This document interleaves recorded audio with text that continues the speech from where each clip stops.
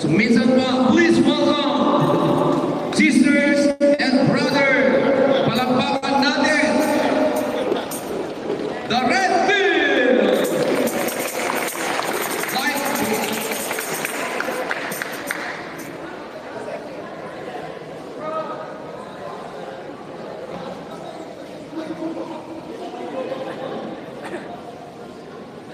Maganda yung orasyon.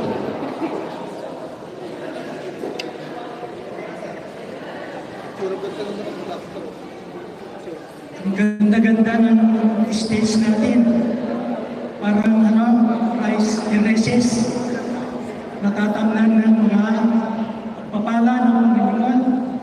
Iba't ibang klaseng regalo mula sa Diyos.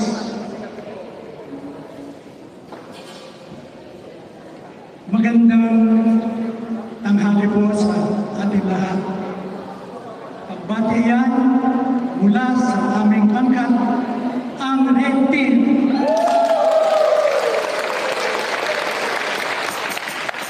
At dahil malapit na rin lang ang bagong taon, lahi, New Year na sa inyong lahat.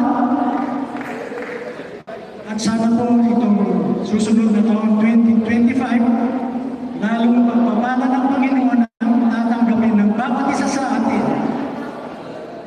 Gaya ng mga pagpapala ipinangkaloob niya sa lingkod niyang si Jose, ang tinaguriang Joseph the Dreamer. Red Team, pasok!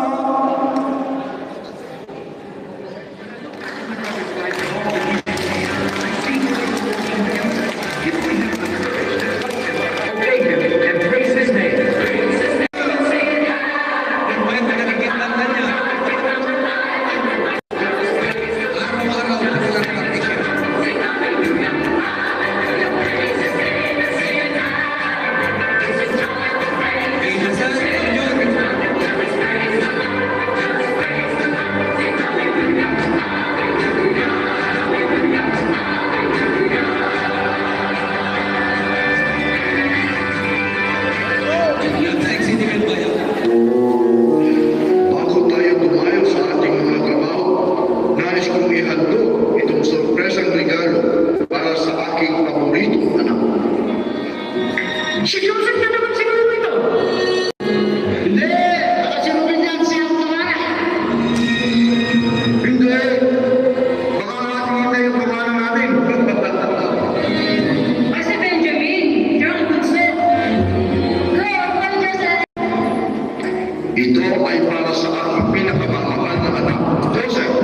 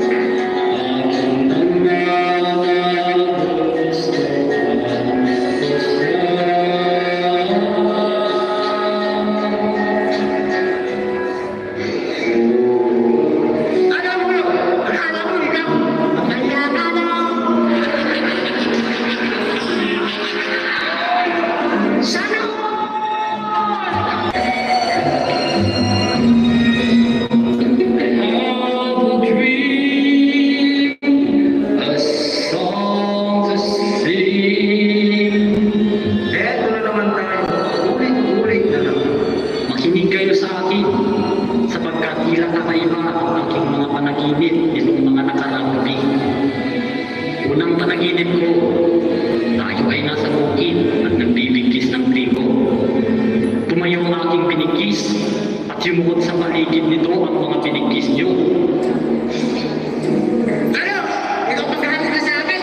Hindi, hindi pwede yan.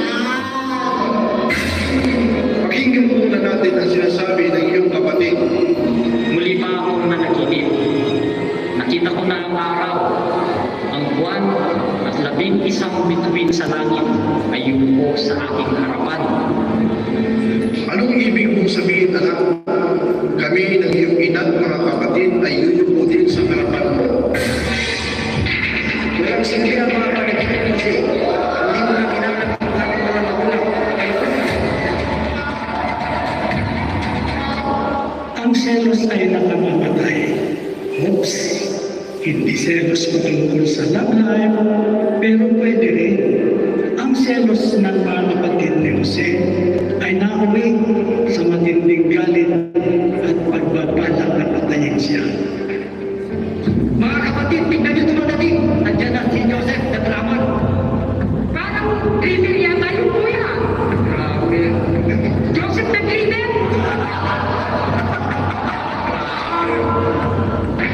Sandali na! Sandali na! Naisip niyo ba yung masisip? Naisip mo ba na patayin natin siya? Maganda nga yan. Tapos, sabihin natin pinatay siya ng mapapakis na hayop. Tignan lang natin kung anong mangyayari sa kanyang mga panaginip. Plano nilang patay ng aking kapatid. Hindi maaari. Kailangan kong iligtas yung siya at ibalik sa aking mga. Kaya na, papalagay siya. Kapatid, ano ginagawa mo? Ginagawa mo? Hindi na yan. Tawanan yung mga bago, senyor na.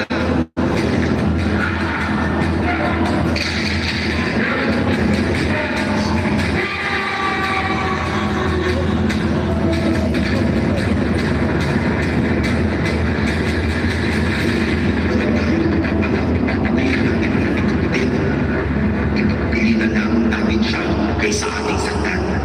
Siya'y kapatid din natin. Laman ng ating laman at dugo ng ating dugo.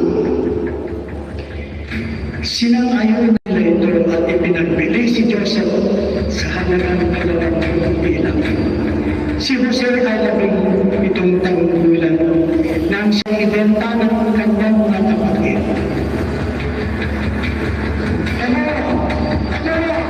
Ay, masamang balita kami. Nakita ko namin ito. Hindi ba ito kay Jose? Hindi!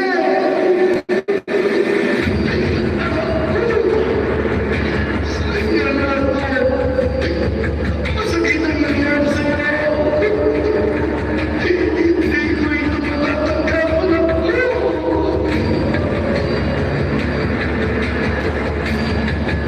Ang buhay mo ba ay ilang-ilang bumaliktad? Sa buong buhay ni Jose, siya ay puno ng pagmamahal at pagod mula sa kanyang ama. Sa isang iglaw, naging isa na lamang siyang alipin sa Ehipto. Sa kabila ng kanyang sitwasyon, siya ay pinagpatnubayan at pinagtatagumpay niya. Batid kong ikaw ay tinutulungan ni Yahweh. Ano man ang iyong ginagawa ay kanyang pinagtatagumpay. Ako ay kanyang pinagpapala gaya ng pagpapala niya sa iyo. Kaya naman, gagawin kitang natiwala sa bahay sa lahat ng ating pangyayari.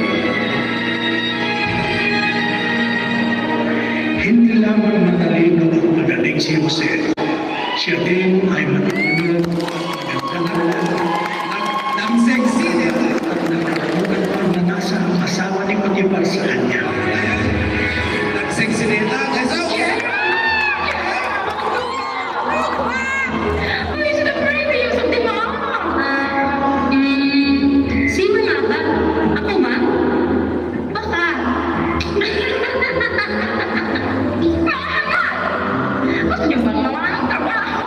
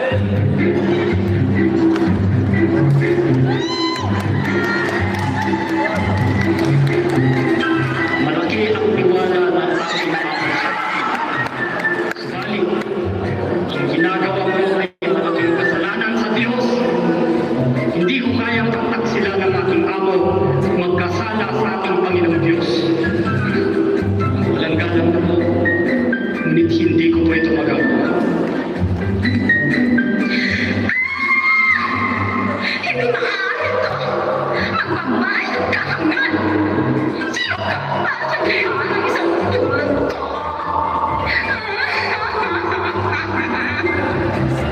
Ay, yung pinala ko. May pinadala akong pumasok sa aking silid. Hinagin ko ay. Nakit ako. At gusto niya ako pagsamantalaan. Nang ako'y sumigaw. Mariwas ng takbo. Sa pagmamadali niya. Naiwan niyang kanyang palaban. Kawawa ako. Takot na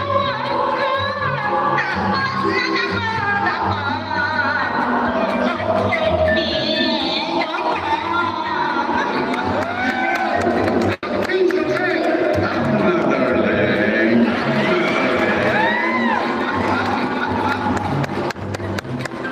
Makalipas ang 2 taon, nagkaroon ng panaginip ang hari. At walang sino man ang makapagbibigay ng kahulugan nito. Maliban kay Jose na may pagbihirang karunungan na galing sa Diyos. Ako'y nanaginip, ngunit walang makapagsasabi sa akin ang kahulugan niyo. Totoo bang magaling kang magpaliwanag ng mga panaginip? Kamahalan, hindi po ako ang makapagpapaliwanag ng inyong mga panaginip. Ang Diyos po lamang na nakakaalam ng lahat ang siyang makapagbibigay ng patutunan sa inyong katanungan. Ito ang aking naging panaginip. Ako raw ay nakatayo sa pampang ilog-nilog. May 7 magaganda at nakakapagpapakap umahon sa ilog. Walang ano-ano'y 7 mga payat na baka. Pinakapangit na sa nakita ko sa buong Ehipto. Ang umahon din sa ilog. Kinain ng mga payat ang mga matatabang baka. Ngunit iyon pa rin ang ayos ng mga payat. Napakapangit pa rin. Iisa po ang kahulugan ng 2 ninyong panaginip at ipinapaalam sa inyo ng Panginoong Diyos kung ano ang kanyang gagawin. Magandang balita, magkakaroon ng 7 taong kasaganaan sa buong Ehipto. 0. Ang kasunod nito'y 7 taong di natagutom. Napakalubha, katakot-takot na hirap ang daranasin ng mga tao. Babaong sa limo ang nagdaang panahon ng kasaganaan. Tinakda ng Diyos ang bagay na ito at malapit na niya itong isagawa. Anong may kapal? Aliping Hebreo. Kailangan niyo kong pumili ng taong matalino at may kakayahang mamahala sa Ehipto. Maglagay kayo sa buong bansa ng mga magiging tagalikod ng aanihin sa loob ng 7 taong kasaganaan. Iibunin ito pagkat ito'y ilalaan para sa 7 taon ng taggutom. Sa gayon, hindi mamamatay sa gutom ang mga mamamayan sa buong bansa. Hindi na natin kailangan umanap ng iba. Nasa himnog ito ang Espiritu ng Diyos. Ang Diyos ang nagpapakita sa iyo ang lahat ng ito. Kaya, wala nang higit pa sa iyo sa karunungan at pag-uunawa. Magsilugod ang lahat at magbigay galang sa bagong gobernador na ang Ehipto, ikaw ay aking itinatalaga upang maging tagapamahala sa buong bansa. At ang lahat ay susunod sa iyo. Si Jose ay naging tagapamahala sa pagtitipon ng pagkain sa 7 taon ng kasaganaan at 7 taon ng taggutom. Ang epekto ng taggutom ay umabot at naranasan din sa Kanaan, kung saan ang kapatid at ama ni Jose ay nakatira. Nandito na po ang mga nanggaling sa Kanaan. Dala na daw nila ang kanilang bunsong kapatid. Magandang balita ka ito. Magkati ka ng hayop. Gawin natin espesyal ang araw na ito. O Diyos, salamat. Ito na ang pinakahihintay ko. Oh, mga kaibigan, makamusog kayo. Nakala, kumusta ang inyong lolo? Malakas pa ba siya? Buhay pa po siya at malakas. Mabuti naman. Masaya akong malaman yan. Oh, ito na po ba yung sinasabi niyong bunso niyong kapatid. Napakagwapo ah. Mahal na gobernador, natagpuan po namin ang upang bilang nito sa sako ng isa sa kanila. Wala akong kasalanan. Wala akong ginagawa mula sa inyo. Saksi ang Diyos. Ito ba ang ikaganti niyo? Takpin niyo siya at gawin niyo siya isipin. Bumalik na kayo sa inyong pinanggalingan. Nakikiusap po ako. Ang aming ama ay matanda na. At ito pong aming bunsong kapatid ay anak niya po sa katandaan. Patay na po ang aming kapatid na si Joseph. At siya na lamang po ang buhay na anak ng kanyang ina. Kaya mahal na mahal po siya ng aming ama. Kung babalik po kami sa Kanaan na hindi po namin siya kasama ang aming bunso, ikamamatay po ito ng aming ama, lupa siyang malulungkot. Itinataya ko ang aking buhay para sa bata. Ako na lamang ang alipinin ninyo, kapalit ng aming bunsong kapatid. Hindi ko makakaya ang matinding dagok na darating sa aming ama kung hindi po pahihintulutang makabalik ang aming kapatid sa kanya. Parang awa niyo na po. Palayain niyo po ang aming kapatid.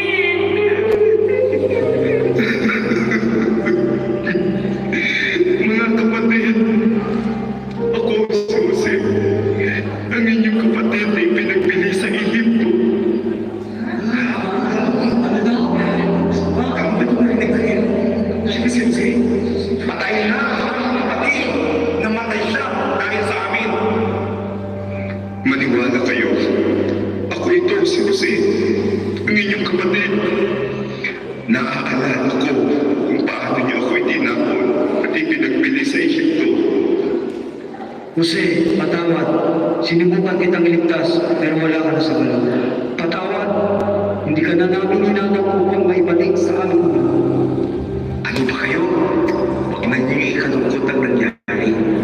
Huwag ninyong sisihin ang inyong mga sarili sa ginawa niyo sa akin. Ang Diyos ang nagpadala sa akin dito upang iligtas ang maraming buhay. Pinauna ako rito ng Diyos upang huwag malibol ang aming mga langit. Mga kapatid, totoo ang Diyos. Tapat siya sa kanyang mga salita. Hindi niya sinisira ang kanyang mga pangako. Nangyari ang lahat upang mangyari ang kanyang magandang plano. Sa akin at sa ating lahat. Teka lang muna. Kaya kang madrama tayo ah. Hindi ba? Sana maging masaya tayo dahil nagkita-kita na tayo at nagsama-sama. Oo nga, masaya tayo lahat. Magsaya, magdiwang tayo lahat. Dahil hindi tayo nagkasakasama mga kapatid. Kung sumatanggap ni Jose ang kanyang mga kapatid at pinatira sila sa magandang lupain na Ehipto, dinala ng mga kapatid ang kanilang ama sa Ehipto upang mapiling muli ang kanyang anak na si Jose. Ang pagpapatawad sa kapwa ay isang napakahalagang katangian ng isang tunay na Kristiyano. Sa pamamagitan nito ay naipapakita natin ang pagmamahal natin sa ating mga kapatid at kapwa-tao. Ang sabi ng banal na kasulatan, ang umiibig sa Diyos, subalit hindi umiibig sa kanyang kapatid at kapwa-tao ay sinungaling, at ang sinungaling ay walang bahagi sa kaharian ng Diyos. Tularan natin si Jose na sa kabila ng kanyang mga na ginawa ng kanyang mga kapatid sa kanya, ay nagawa pa rin niyang magpatawad at sila'y kinupkup mula sa kanilang karakitaan. When I look back on my brother's life and all that he made, I see the way the Lord can use us if we have the courage to trust Him, obey Him, and praise His name. Praise His name and sing it high. Let the power of the light and the light just praise the Lord, just praise the Lord. Hallelujah, hallelujah, praise His name and sing it high. It's a joy to praise Him and sing it.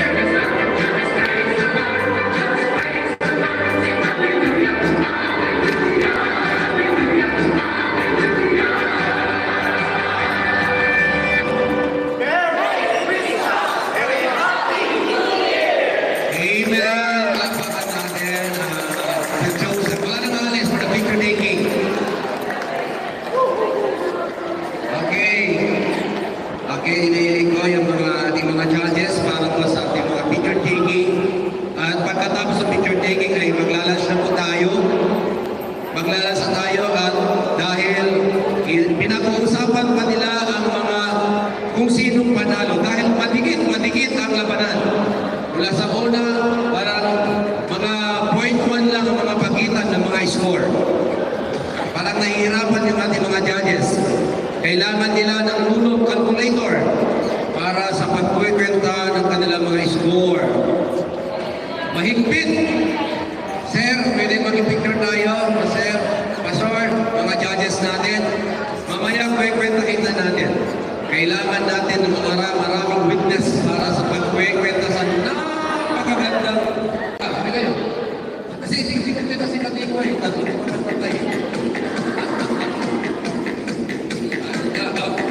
Nalipatan nyo na alam yun eh. Tingnan tayo na alam yun eh. Tari, baba. Baba, Sergey. Okay, thumbs up. Nagmayaan na dati ituramin. Ay, sige na.